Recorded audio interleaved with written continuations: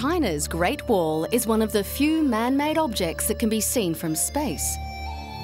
It stretches across more than 6,400 kilometres of winding landscape, and during its 2,000-year history, the wall has survived threats from Mongol hordes, Japanese invaders, and the Red Guards.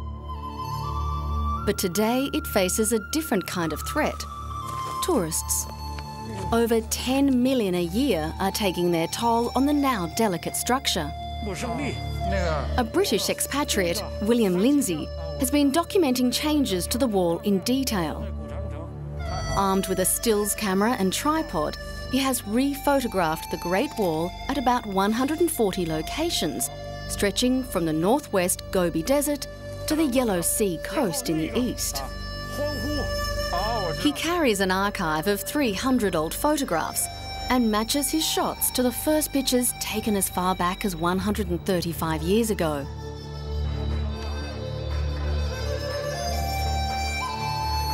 There are photographs I've retaken. He recently exhibited 72 pairs of his best then and now at a museum in Beijing. I saw an old photograph of the wall taken in 1907, and I'd taken the same picture in 1987. It was the same location, but there was a big tower in the middle of the photograph had disappeared. It had gone, and it made me think how the Great Wall was slowly changing before our very eyes.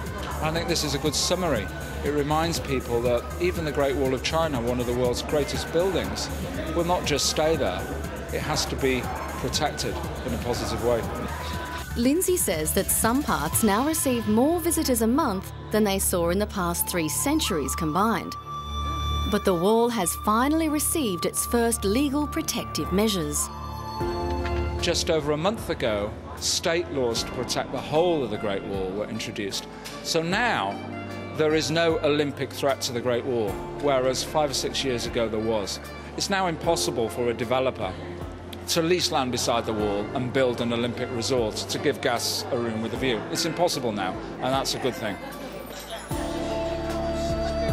The wall, which the United Nations listed as a World Heritage Site in 1987, has been rebuilt many times throughout the centuries.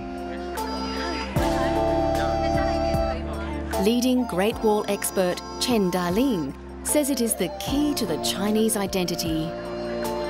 The Great Wall reflects and records China's history. It is a carrier of history. So if we protect it and do a thorough research of it, people can understand China's past. If we understand China's past, then we will have a better understanding of the Chinese people, and this will help us to be more confident in the future. The new law means that people face substantial fines for damaging the wall. But not all Chinese are aware of its value, says Guo Qiuyan, one of Lindsay's local guides. Because I live right at the foot of the Great Wall, sometimes I see villagers take the bricks from the Great Wall and use them to build their houses and yard walls. I think this behaviour should be controlled by government officials. The government is now ensuring original bricks and real mortar are used in renovation projects, and the long stretches open to tourists are kept rubbish-free.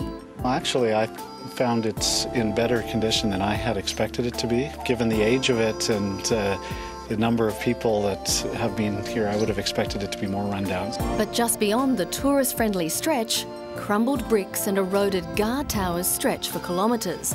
This is still what most of the wall looks like today. It is hoped that the interest the Great Wall attracts will lead to a concerted conservation movement that will enable future generations to enjoy one of the great wonders of the world.